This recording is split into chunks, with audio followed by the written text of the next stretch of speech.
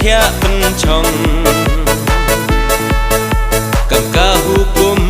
wam hoi ungkap adong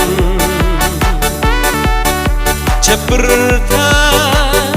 uim cirupati anblai Ya kanyam kawa kentang dayok kensa Ukenrat dade pentia pencong Kangka hukum wam hoi ungkap adong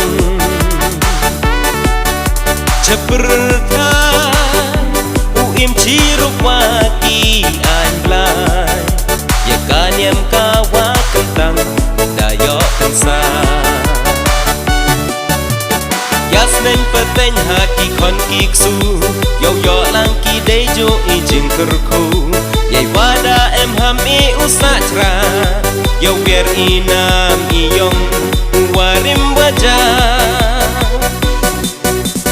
Yasnen peteng haki kon kiksu Yo yo langki dejo ijin kerku Yai wada em ham i usatra Yo biar inam iyong warim wajah Hayum dadap ki usnen yo Bertuj nyam tre upen kmai pen kro Nin iwasikai mestem iwong batai Ham koi ham khap na Yai wade e ublai Hayum dadap ki usnen yo Bertuj nyam tre upen kmai pen kro Nin iwasikai mestem iwong batai Ham koi ham khap na Yai wade e ublai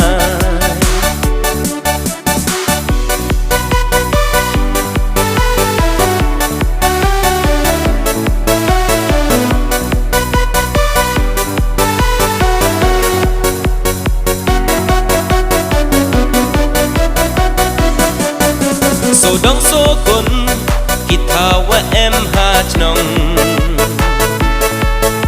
Kip lagi sim hay de wa sa wa chong Ham tin ham sor sa ukhana parom Yong kanyam chirup way nam way purom